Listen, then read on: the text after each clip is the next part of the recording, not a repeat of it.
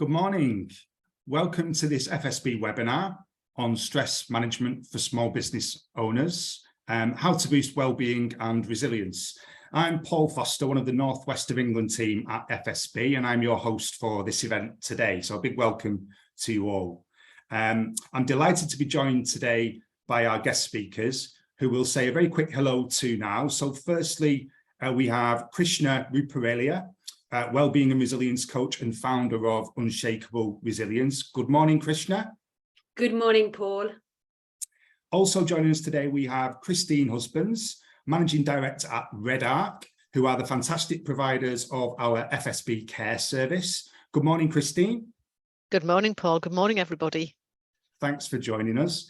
And our final introduction goes to Rob Bassini, my colleague from FSB Wales, who's going to facilitate our question and answer session a little bit later on, which we hope you will all take part in. Hi, Rob. Hi, Paul. Good morning, everyone. So morning, everyone.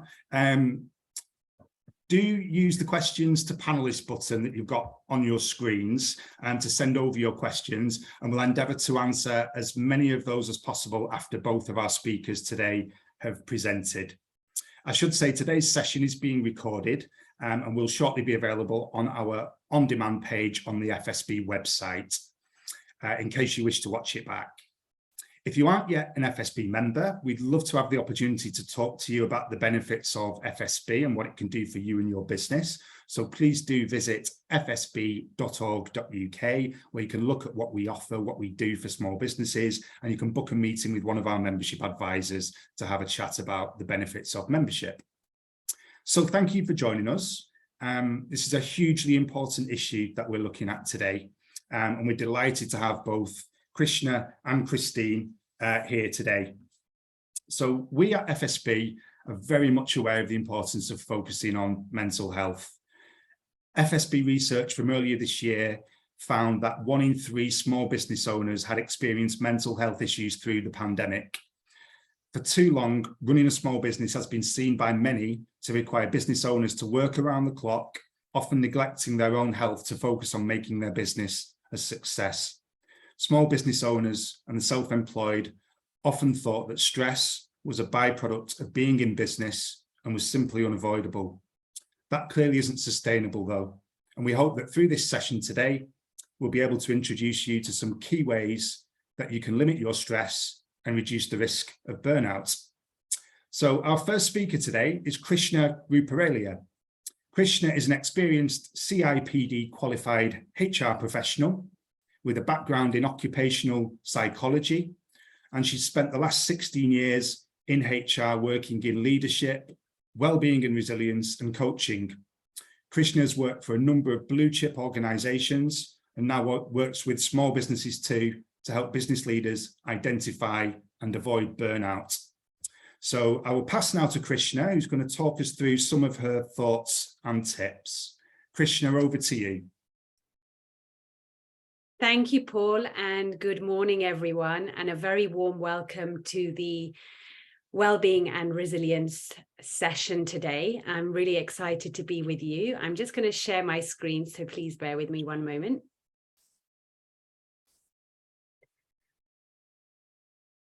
Okay, so before I get started, everybody, I'm going to share a story about a woman who had the ambition of traveling to her local country to explore her heritage, India. She went in December 2019. She was humbled by the local people that were so hospitable. She was in awe of the beauty that surrounded her, and she met strangers that felt like friends. Her cup was overflowing, and she was excited about 2020. When she returned back to the UK 2 months later, in a blink of an eye, her world collapsed as she was met with a health diagnosis.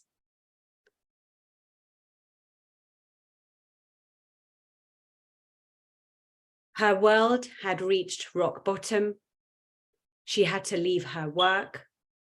Her relationships that anchored her fell into disappearance. She was unrecognizable and she had lost herself. So ladies and gents, the person that I'm speaking about is me. And I have made it my mission and purpose to ensure that leaders like yourself never have to arrive at rock bottom. And after 16 years of working in large corporate organizations, supporting leaders in leadership development, coaching, and resilience, I realized that it was time to build an unshakable resilience program that takes people like yourself from stress to success. Unfortunately, my story is not uncommon because millions of employees are waking up stressed, anxious, and burned out every day, which is completely killing their focus, productivity, and ultimately the business. But I believe it doesn't have to be this way. So before we move on, I'm going to ask Vicky to bring up a poll, and I'd like to ask you one question. What causes stress in your life?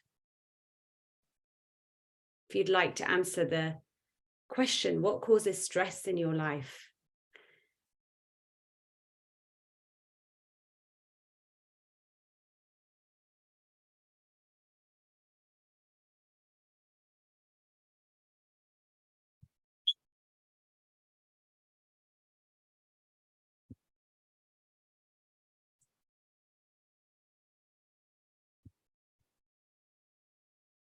Thank you.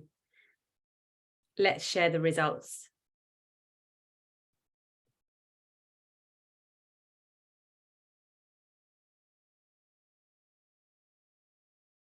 Yes, so it's not a surprise, right? That work is a major cause of stress and anxiety. So thank you very much for that. Absolutely. Our work, our relationships, our health, it causes a lot of stress and anxiety in this day and age.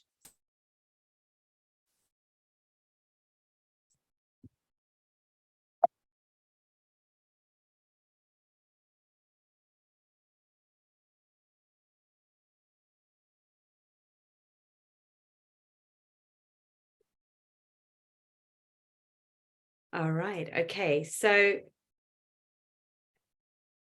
sorry, just bear with me one second.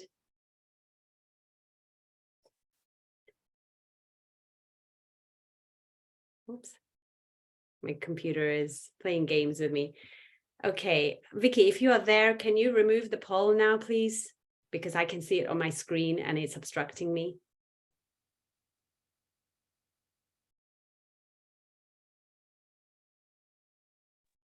It should have gone off the screen, Krishna.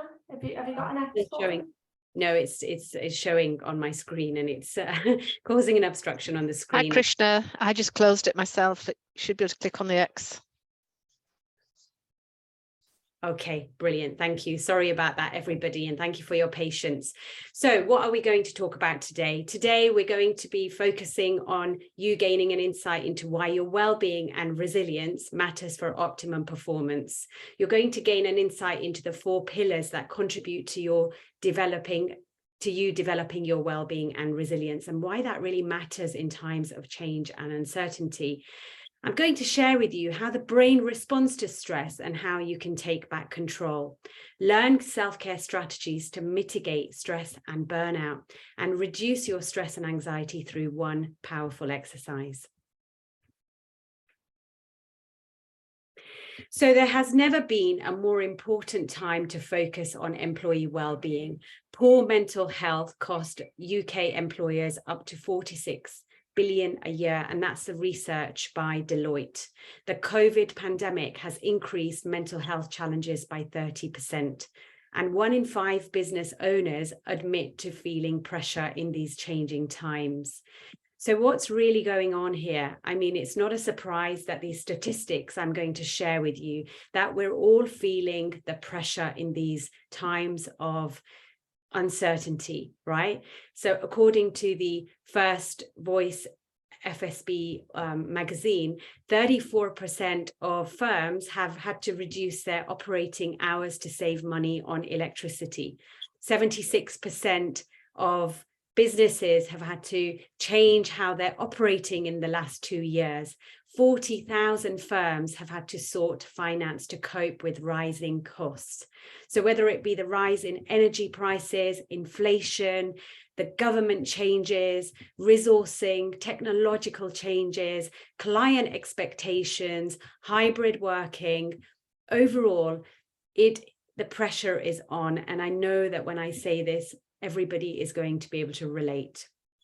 The trouble is that when we are stressed with our work, it spills into other dimensions of our life. And that's exactly what happened to me. So how do we get around this? First of all, when it comes to resilience is about being able to adapt to change. Okay. And what Harvard Business Review states is that more than education, more than experience, a person's level of resilience will determine who succeeds and who fails. And that is true in the cancer ward. It is true in the Olympics, and it's true in the boardroom. And it's a fundamental skill that we can learn to increase our capacity to be robust under conditions of change and stress.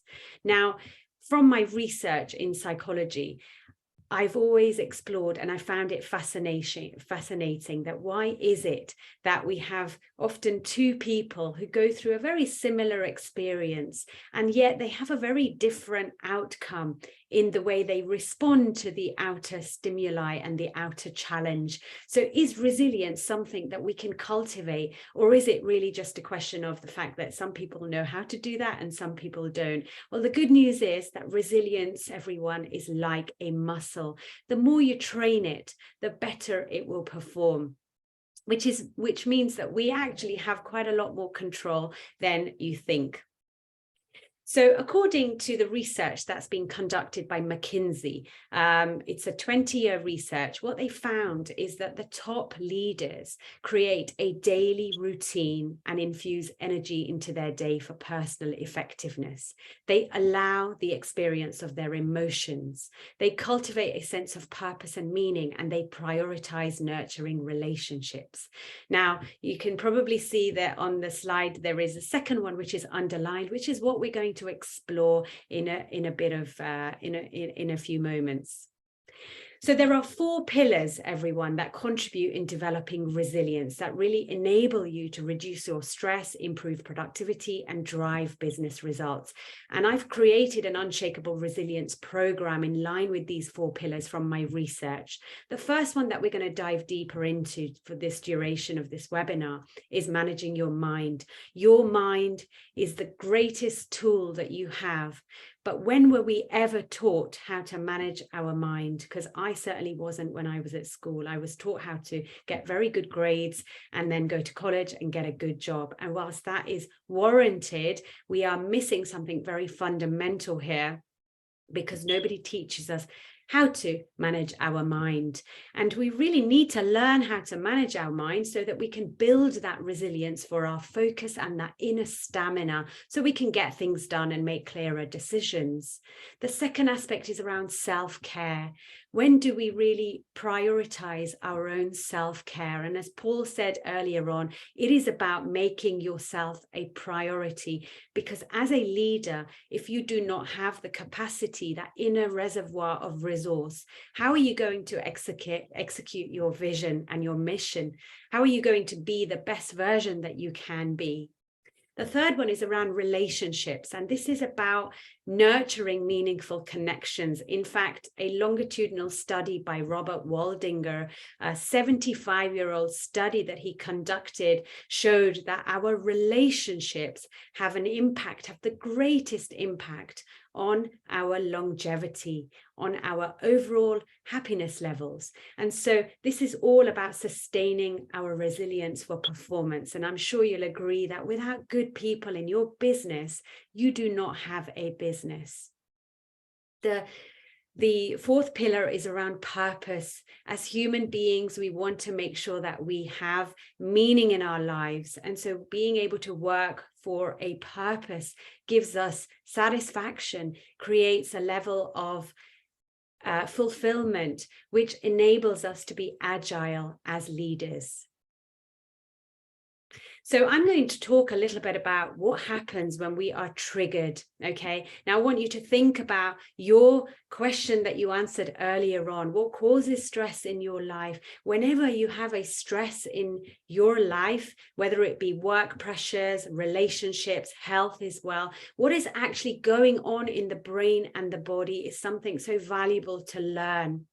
So essentially what happens is our brain is a 200 million year old device which acts as a guard alerting us, and it alerts us to guard us. So it's a survival function. Okay, now many years and thousands of years ago, we were being chased by a saber-toothed tiger. Okay, but nowadays our saber-toothed tiger is often the emails that never stop. It's often the client that changes deadlines last minute and is, you know, making us work triple the amount that we actually agreed. It's often our resources. Somebody lets us down in our team. It's the sickness levels. It's that constant never-ending to-do list.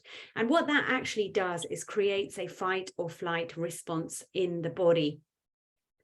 And every time we go through this fight or flight response in the body, then there is something in the brain called the amygdala, which is the fear center in the brain. It is activated and it lights up. And it is there to guard us. So remember, it is there to create a level of guard and alert. However, what also happens is there is a stress hormone that is released in times of stress and uncertainty, which gets us all ready to fight and confront that trigger. Now, the issue is when you are a leader, you want to be able to manage and sustain your performance. The ability to think clearly diminishes, impacting our performance as well. Longer term stresses result in burnout and what they often call is adrenal fatigue. So how do you get control over this? Because the mind is constantly oscillating. It oscillates from the past, oscillates towards the future as well. And I'm going to give you a very quick test to do as well. If I asked you to think of anything you want to, but don't think about the pink elephant with the yellow spots, what comes to mind right now? Exactly. You would have pictured that pink elephant flying around with yellow spots, right? And that is the nature of the mind. It doesn't really listen to us when we have a dialogue with it in the way that we want to, because it is being triggered, and that's the nature of the mind. So how do we get a handle on it? Well, stay with me. And why does this actually matter? It matters because research shows that positive psychological well-being leads to increase in productivity by 31%, 37% increase in sales, 46% more job satisfaction, 3 times more creativity, and significantly less likely to suffer from burnout. When we are able to allow the experience our emotions, when we're able to manage our mind, we are able to build that inner capacity so that we can build our resilience. And anything that comes in front of us, we are able to respond rather than react. So one of the tools that I've been deeply fascinated by and that had a very big transformative impact into my life as well, in getting myself back to normality amongst the other lifestyle changes that I had to make when I was sick, is mindfulness. Now, I'm sure that you would have heard of mindfulness. It's becoming very, very popular. And it's really about relating to the present moment on purpose in a particular way, in a non-judgmental way. Quite often as I'm speaking, there is an inner dialogue that's going on right now. There is a chattering within your own mind. Maybe you are agreeing with me, maybe your mind is somewhere else. And we constantly have this dialogue. And it's often in the past or in the future, rarely in the present moment. Mindfulness is bringing yourself into the awareness of the present moment. And scientific research shows that mindfulness is effective in managing managing your stresses, developing positive feelings of happiness. There was also research done, everyone, that was carried out, and they did a correlation between a wandering mind and happiness levels. They found that the mind is wandering 47% of the time. Now, if I asked you what your purpose was in life, you would say, I want to be happy, I want peace. So isn't that really ironic that half of our life, when life is fleeting, is filled with wonderance, right? We're not even really here mentally. So mindfulness is about living in the present. And the analogy that I'd like to share is really to share with you my story about my lovely niece, Ariana. Ariana is 1.5 years old. When she is trying to walk, you know, she's not walking for a particular goal. She's not criticizing if she falls over. She's not competing with anybody else. She is simply walking, and she is the epitome of bliss and joy. And that's probably why we gravitate towards little babies and toddlers, because they are so in the moment. Little dogs are like that. I have a little dog as well. And it's the same with animals. They are so present in the moment. So wouldn't it be wonderful to be present in awareness? Now, when I talk about mindfulness, you might be a little bit dubious to think, actually, I have a lot to do, Krish, and I really haven't got a lot of time to sit and observe my breath. And I understand, but just like you have a bow and an arrow, you have to retract the arrow from the bow in order to move forward. My invitation to you is for you to do the same, to pause. In fact, again, research suggests this 1 minute of reflection in the morning can increase your productivity and your focus. So what I have done is, again, I've created from my own research and my own passion for this particular topic, a circle of resilience, a model of resilience for you to really be able to recognize what's going on. And quite often when we are in the fight or flight response, we are not in recognition of what's really going on. And quite often we feel like stress is just a normal part of us, and being heightened in cortisol is a very normal way of being. It's actually not a normal way of being. And sooner or later, you will find yourself heading towards burnout. So being able to recognize what's going on in the body, how am I feeling? Asking those fundamental questions on a day-to-day basis is the first step. Secondly, it's about reflection, spending a couple of moments, maybe even journaling, and just jotting things down. You don't have to share it with anybody. And the third aspect is to be able to be conscious so that we can respond to the outer challenge. Because the outer challenges are a constant. They're not going to change. But our perception of how we respond is governed by how we manage our mind and our thoughts. So why is this really important? And what is the science behind this that I've been very fascinated by? Well, research by Harvard University's Dr. Sarah Lazar did an 8 weeks scientific study, and she discovered that 8 weeks of mindfulness practice changes the gray matter in the brain. There is a saying that neurons that fire together, they wire together. And so the brain is actually not fixed, it's malleable, which means that there is neuroplasticity in it. So why does that matter in the world of leadership? Well, it matters quite significantly because it will give you your capacity to get more done. Because the prefrontal cortex is what's being supported here. It changes the gray matter in the brain, governs learning, memory, cognitive processing, and moreover, it reduces the size of the amygdala. So again, if you're fascinated like myself, you may want to do some research after this webinar. Have a look at Dr. Sarah Lazar. She's done a fantastic TED Talk as well, and she talks about this very much. So what I'd like you all to do is I'd like you to have a go at the mindfulness practice. And I'm going to, even though I can't see you, hopefully you can see me. I'm going to ask you to sit very comfortably in your chairs right now. And the key thing here is really not to strive for perfection, just adopt the notion of curiosity right now.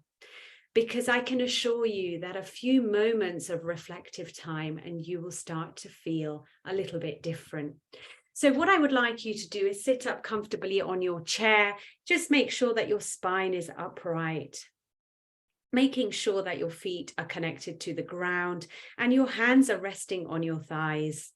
And so if this feels a little bit awkward, everyone, please be rest assured that you are in a safe space and nobody is here to judge you. Okay, if it is comfortable for you, everyone, I'd like you to close your eyes and simply become aware of your feet. Becoming aware of the connection between your feet and the ground supporting you right now. And simply noticing the contact between the chair that you are sitting on and your buttocks. Just take a deep breath in, breathing in and breathing out.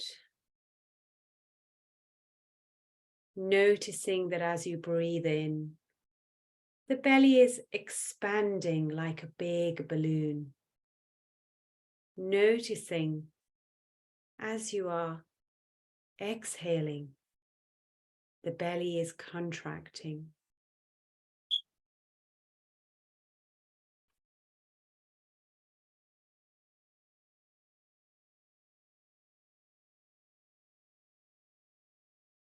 And now if your mind starts to drift away into the narrative, into thinking mode, that is okay. Bring your attention back to the breath without any judgment. And noticing where you are breathing from. Are you breathing from your belly? Or are you breathing from your chest?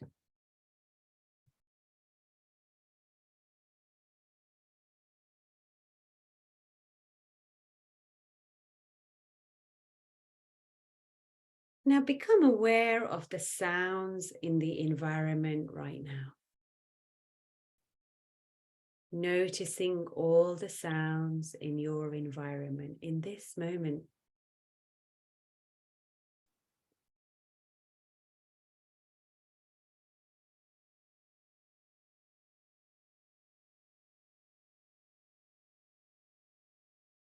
Taking a deep breath in and breathing out.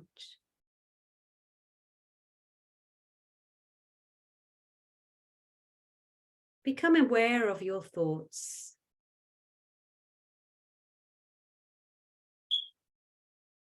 Whether they are good thoughts or bad thoughts, pleasant or unpleasant.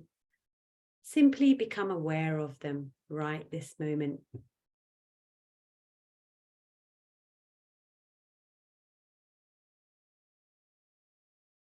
Accept your thoughts exactly as they are. And you are in harmony with your thoughts right this moment. Become aware of your feelings. Noticing how you're feeling right now. Perhaps noticing where your feelings are located in your body. Taking a deep breath in, attention on the breath, breathing out, accepting the feelings exactly as they are.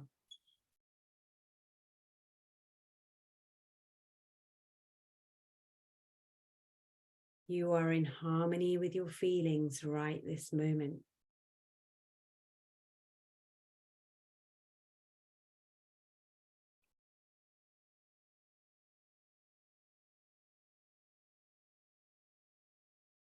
Become aware of your body. Your body is a precious gift given to you by nature. Honor your own body right now.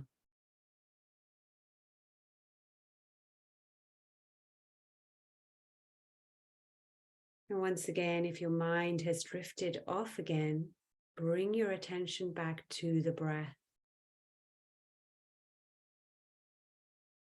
And bringing your awareness back into the environment.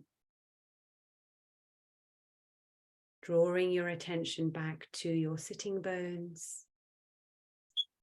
Arriving back into this moment, I'd like you to gradually, in your own time, open your eyes. So thank you so much for being so open and having a go. I'd like you to just think of one word that you could write down on a post-it note right now as to how you're feeling. Is there any difference in your perception or the level of activity in your mind? And so how do we put this into practice when you as business owners are so busy? So first of all, I would like to give you a couple of tips around learning how to manage your mind. And the number one thing I would say is in the morning, setting an intention of how you want your day to be, becoming conscious. And it doesn't take very long, just a couple of minutes. When you wake up, you wake up and you get out of bed. How can you learn to be intentional in how you want your day to be? Secondly, I would say movement is medicine. It doesn't have to be a marathon or a run that you need to be doing, or you don't even need to go to the gym, but just walking, maybe jumping. And I've got a little dog, and sometimes we literally just play for like 5-10 minutes first thing in the morning, and I jump around. 20 minutes of movement produces endorphins, which are really good in boosting your mood and overall energy levels. So movement is medicine. The third one that I really want to emphasize is being able to create boundaries between work and home, which is very difficult when you've got your own business. So what I would suggest is to be really conscious and carve out certain boundaries of when you are not connected on the screen, you're not glued to your phone, you really divide your time, especially if you are working at home. So for example, my phone is never in my bedroom, because I know what will happen. I will check the emails at 11 in the evening, and then it affects my sleep. So really being conscious of carving out certain boundaries for your own self-care. And the final thing is being able to talk to someone. Being an entrepreneur can be a very lonely experience, and I often feel quite lonely, but then I really become conscious and think, how can I be resourceful and reach out to others? And the FSB community is a wonderful community of support. So you are not alone. You can always reach out to others, and you can reach out to me. So I'd like to thank you very much for joining me on this webinar today. I really hope that you've enjoyed it and you found some valuable aspects and components to cultivate your own well-being and sustain your own resilience so that you can drive your own business in a sustainable and manageable way.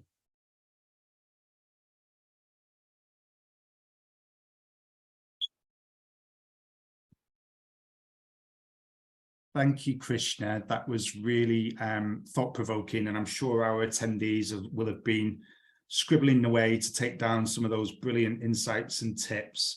So just to remind everyone that this webinar is being recorded, so it will be available to watch back if you want to view back any of Krishna's advice and tips there. It'll be available on the FSB website shortly. Do put your questions for Krishna in the Q&A. We will come to those shortly, but I'd like to now introduce and welcome Christine Husbands from FSB Care.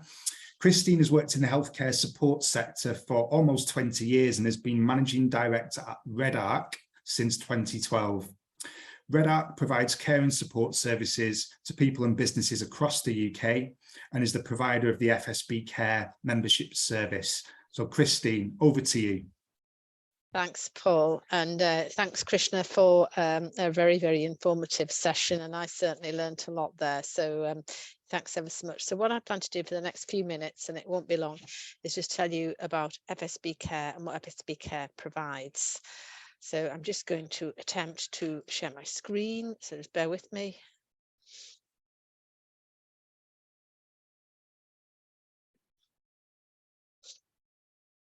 Where are we go? I just want to make sure I've got it on the slideshow. Where are we?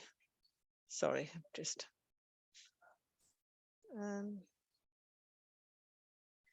1 second, sorry.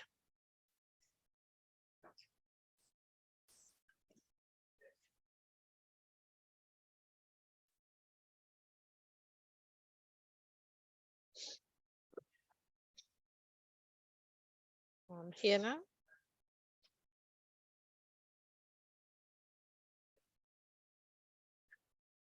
Okie doke. I'm just going to go back 1 slide if I can. Not doing very well here. Apologies.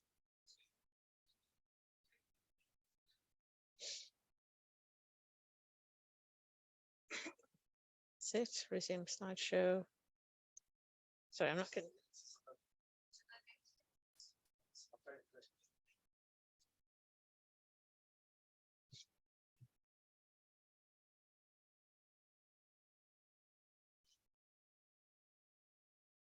Right, there we are. Apologies, sorry. Hopefully everyone can see that. So what I just wanted to do is just tell you a little bit about FSB Care for those that you are not familiar, or maybe a general reminder.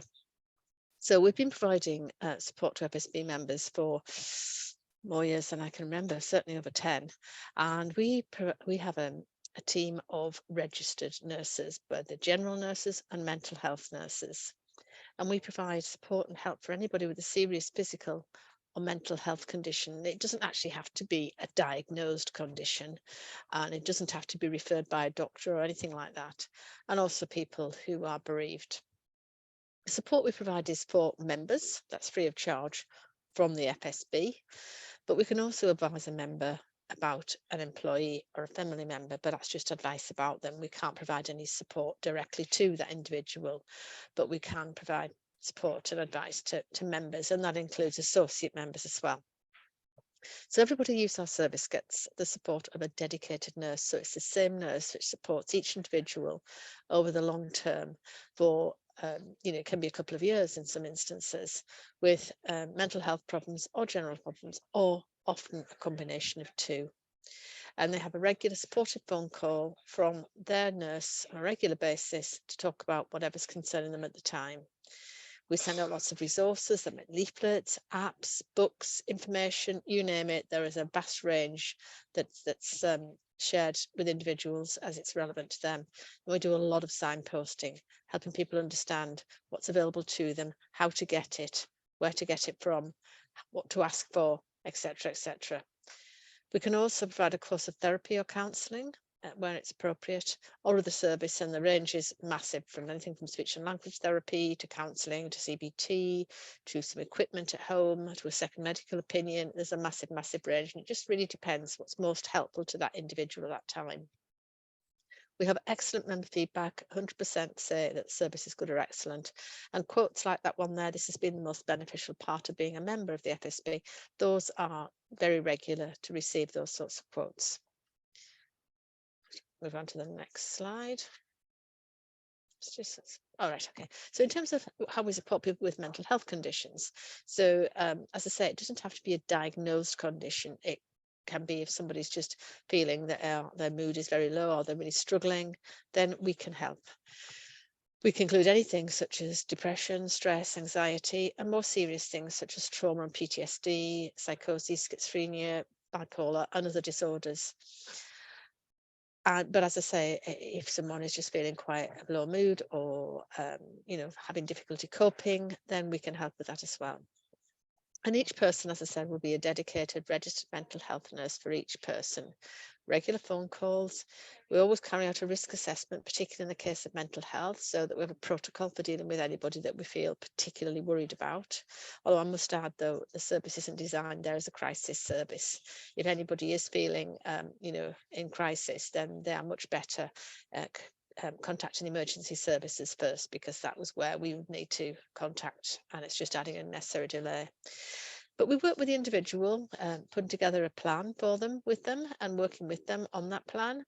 We help them navigate the NHS if they require things from the NHS, and we help them understand how to get it, what to ask for, what's available. We don't know what's available to us unless you've been there before.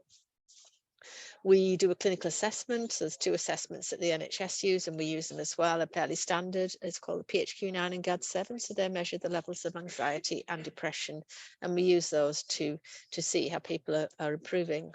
We also provide, as I said before, a suitable course of therapy. So that might be counselling, it might be CBT, it may be other things, it might be complementary therapies, it might be things like hypnotherapy if people are having trouble sleeping. It could be lots and lots of things, and the nurse will assess what's most appropriate, what type of therapy, what may be approach, and we'll find a suitable therapist in the area with the right experience for that individual. And in terms of mental health, within 3 to 4 months, those with severe anxiety and depression, 83% move to moderate or less within that period, and 61% to mild or complete recovery. So you can see that the combination of having the personal nurse support, the registered mental health support, and the most appropriate therapy getting started as quickly as possible makes a massive difference to individuals. In terms of therapists, I think I've covered this really. It's based on the clinical assessment of the nurse. Physical therapies might be things like speech and language, or physiotherapy maybe. Talking therapies we've talked about. Complementary therapies, things like acupuncture, Reiki, hypnotherapy. Second medical opinion, private consultations. Sometimes we provide medical equipment for more physical issues. So it might be maybe somebody's got long COVID and is struggling with fatigue. It might be a perching stool, or it might be maybe a wig for someone who's lost their hair with cancer. We can provide some help in the home for people who would benefit from having some help from an accredited carer at home for a little while.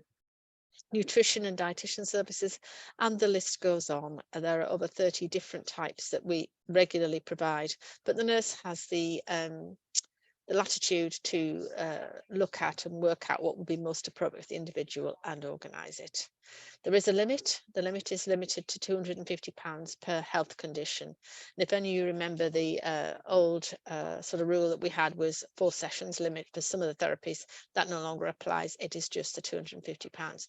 However, if the member feels that, that the amount of therapy that can be provided within the £250 isn't sufficient, they can continue to use the same therapist and pay for it themselves.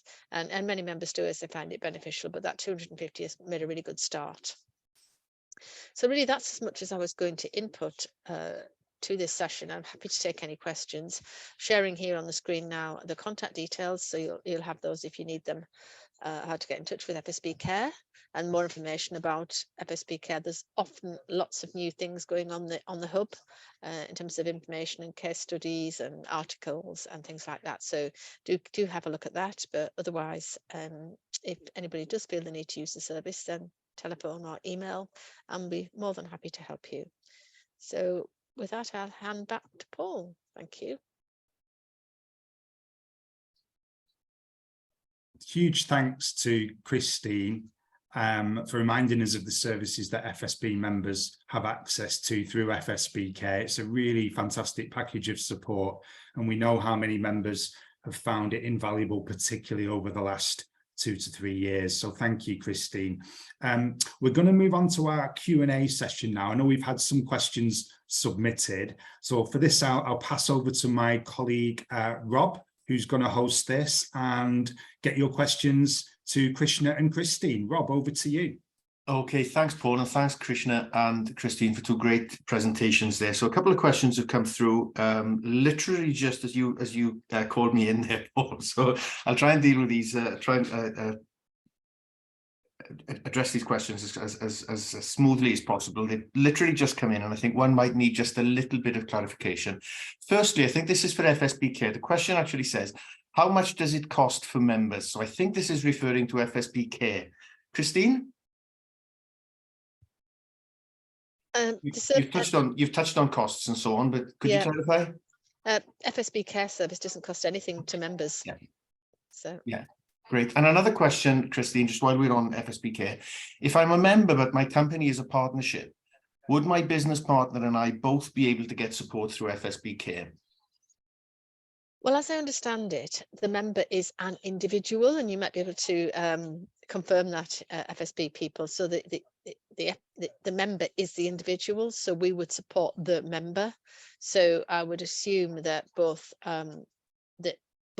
partners would be members of the FSB, and therefore that way. Yeah.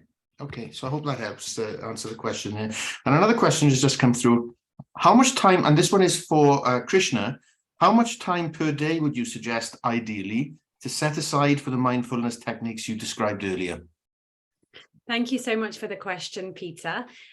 So see, the thing is that I'm very practical. So, and we are creatures of habit. So I could easily say, yeah, we need to dedicate 30 minutes, but the reality is life gets in the way. So how about making a commitment and doing just a few minutes of mindfulness, okay, first thing in the morning, because it can really set our day with intention. There are also apps as well that I should have shared earlier on, so apologies, but there are some fantastic apps. I'm a big fan of Insight Timer. It is completely free. Insight as in gaining an insight, and then timer, so you can Google it, download it, completely free. There are hundreds and thousands of different mindfulness guided meditations as well, from 3 minutes to 30 minutes, depending on how you're feeling, and you don't have to pay for it. There's also Headspace, which is again gaining a lot of attraction and is very, very effective as well, but I really like Insight Timer. So in answer to your question, Peter, and for everybody else, it's really about just creating a habit, making a commitment with intention that I'm going to do 3 minutes after I brush my teeth. And just the way that we look after our dental hygiene, we can now focus on our mental hygiene. Excellent. And just in terms of Insight Timer, I think it's called. Insight Timer, yes. Somebody's just put in the Q&A there that they love Insight Timer. So some good feedback there. Thank you, Lee. Yes. So there were a number of questions which had come in prior to the session about apps. So you just touched on a couple of key points there. And another question has come in. How important is exercising during the working day? And perhaps I'll ask both of you that. Krishna first. Exercise is fundamental because we're not designed as human beings to sit hunched over for hours on end over looking like this, hunching our shoulders like this over a laptop. And that's what we end up doing when we're sitting. You know, the circulation, our heart rate, especially if we're feeling triggered again by all the pressures as well. So it is fundamental. Research suggests as well that, 20 minutes can really energize the body. So it's absolutely fundamental. If you don't have 20 minutes, make it 10, but do something first thing in the morning. And the way I understand it is as creatures of habit, we can build incrementally and make it a longer practice once we get into the rhythm of it. Once you understand and get an experience that actually when I do exercise, I feel better. I'm getting more done. My decisions are clearer. I'm in a happier mood. My partner thinks I'm a bit more bearable. So, just really reflecting. So start with 10 minutes, jogging up and down for 10 minutes, doing a few squats.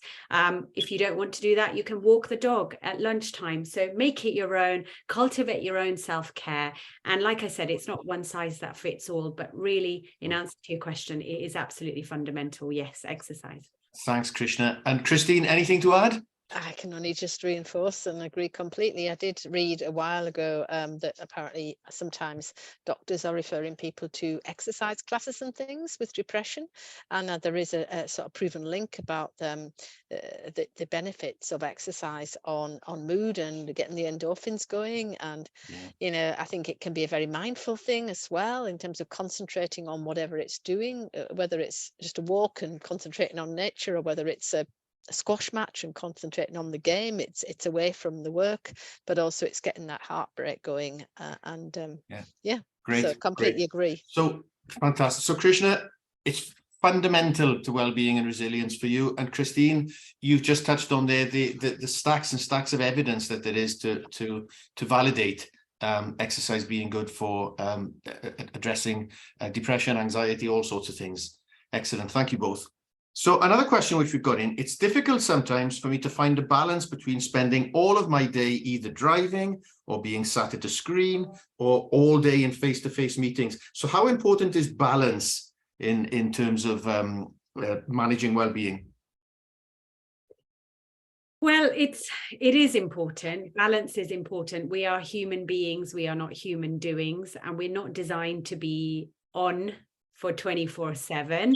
So I think, from my perspective, again, it's about recognizing that what do you need in order to sustain your own well-being mentally, physically, emotionally, and being true and authentic to yourself as well. If you've had a very busy day, so tomorrow I'm delivering a very intense unshakable resilience program, and amongst leaders of a large institution. And so again, the weekend, I won't be doing a lot, because again, we need to have a level of time where we are, I wouldn't say recuperating, but we're really resting. So there's two states: either we are in fight or flight, or either we are in rest and digest. So in answer to your question, sometimes balance is difficult when boundaries are blurred. But, I would say focus on what's right for you and be honest with your own self to find balance. If you are spending too much time driving, then maybe break it up with a walk in nature before you turn the screen on. You're spending too much time screen time. Again, the research shows that that's not really good for our mental state and our focus. So, and you can research, the whole connotation around Zoom fatigue as well. It's very real. So just creating boundaries again, and being able to carve out the breaks in between as well, so that it's not too overwhelming. Yeah. And Christine, any thoughts? Yeah, again, I completely agree. Who wouldn't? And I think, but I would add to that, but something that's really important to me, I think really helps me, it's about acceptance. So yeah, you may know that you're going to have a really long drive tomorrow, and yeah, it is what it is, and maybe you get stuck in traffic and and it is what it is. So we've got to be very careful we don't beat ourselves up and say, oh, I haven't had a walk, I haven't done this, I haven't done that. So it's like, okay, it is what it is. What can I do about it? Well, actually, what I can do about it is I can get up early the following morning and go for a nice walk, or I can do whatever. Like Krishna's talking about her day of rest after a very intense day tomorrow. So it's cultivating that acceptance. Say, okay, it's what it is. I might not like it, but I can't do anything about it. So I'm going to stop worrying about it, and I'm going to think, well, what can I do about it? And what can I do to maybe redress the balance? So it's just okay. that sort of thing. Yeah. Thanks, Christine. And another question just in, and this is a very honest question, so thank you to the person who's put it in. Thank you very much for both of your presentations. Do you have any advice or exercise, some kind of practice, when I struggle to let things go against things I can't control and create anxiety? I keep saying to myself I can't control it, but it doesn't seem to help. So any thoughts about letting things go?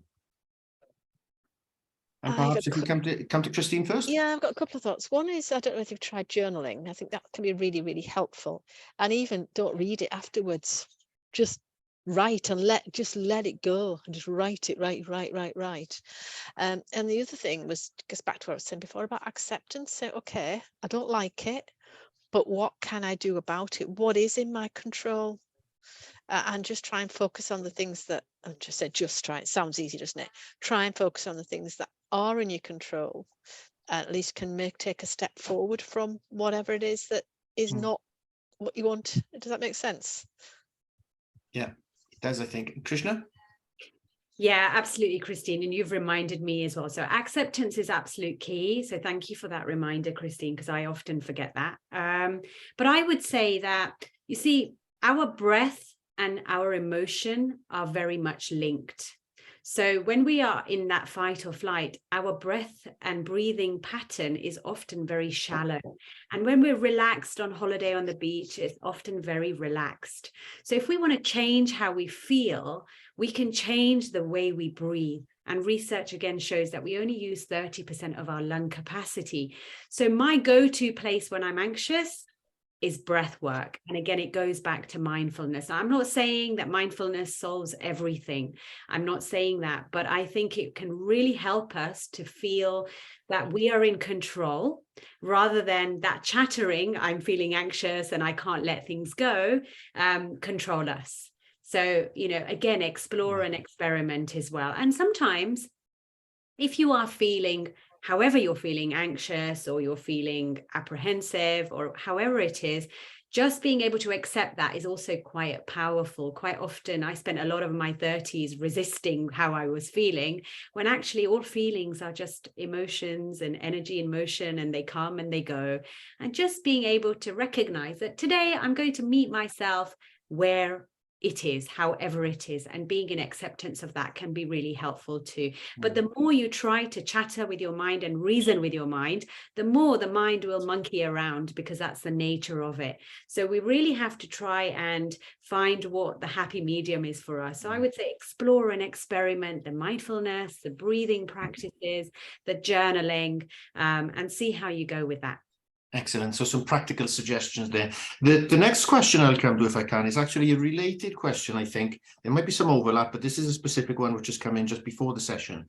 Mistakes at work can happen. Do you have any tips to help people avoid dwelling on mistakes and getting into a negative mindset? So I think it's related to the last question, but maybe worth dealing with in itself.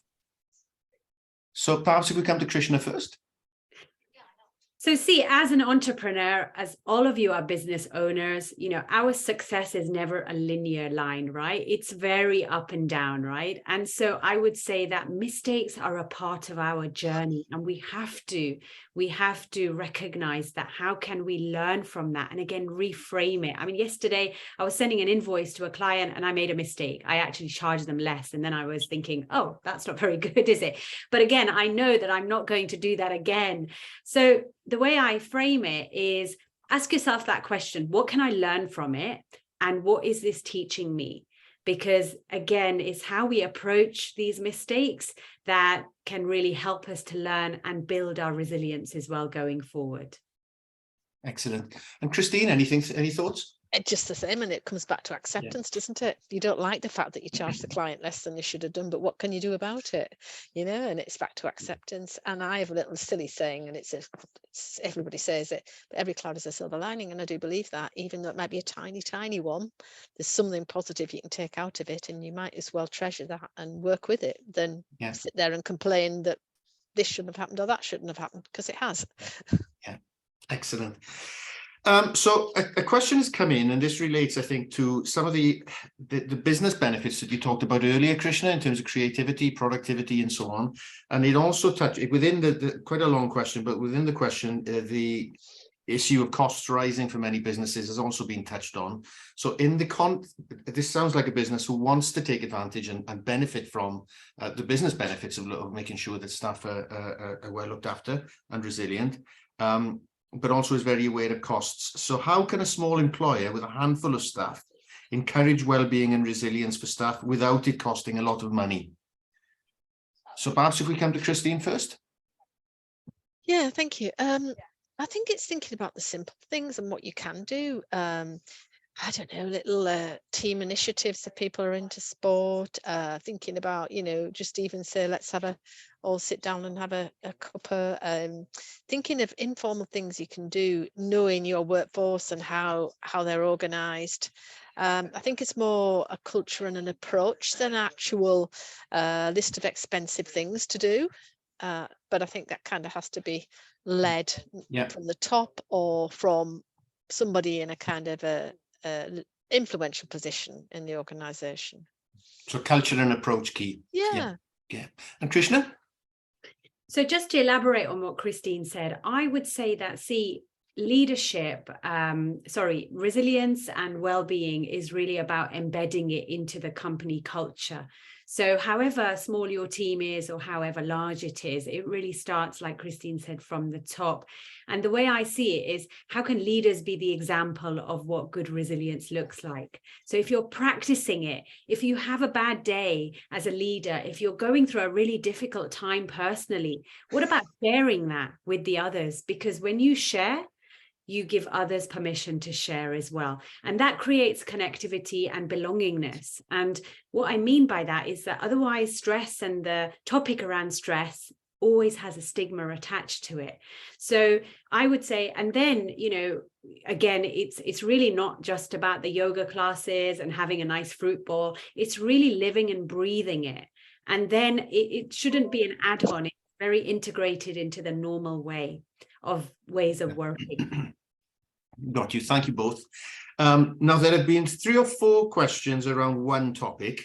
So we are working towards the end of the session, but we'll deal with that question, and then we'll come to one final question before we hand back over to Paul to close. But there are 3 or 4 questions all around the importance of diet and how diet can help somebody stay resilient and look after themselves. So any thoughts on diet, both of you?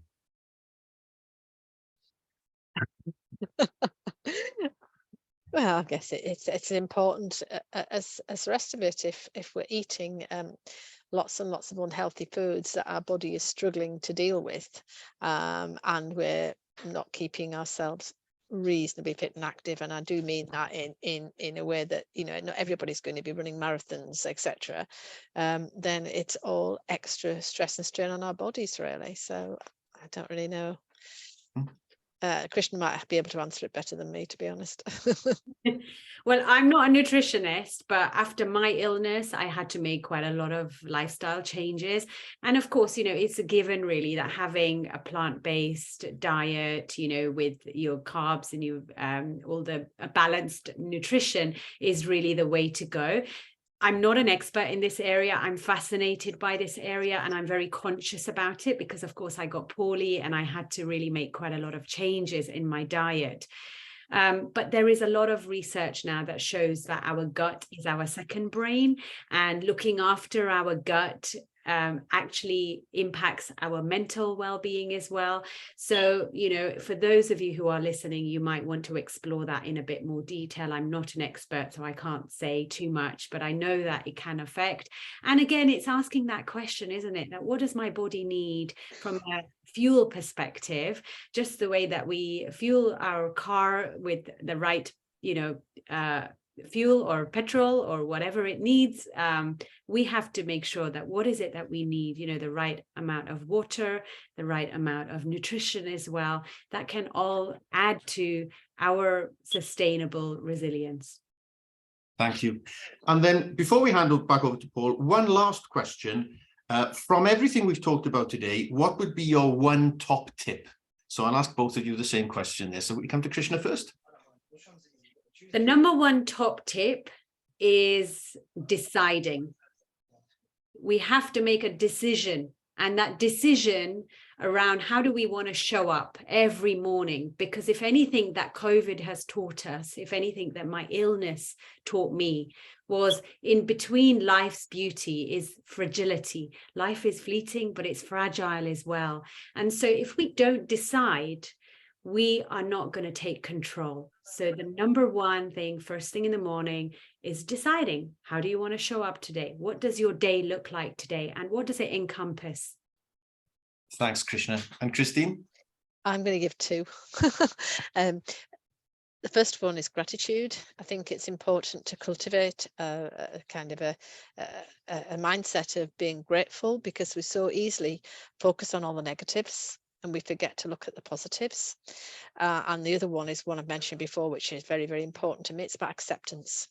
You might not like it, but you can't change it. So what are you going to do about it? And again, that stops you dwelling on the negative of a situation you don't like and complaining and saying, you shouldn't have done that, she shouldn't do that, shouldn't. Because the only person suffering there is yourself.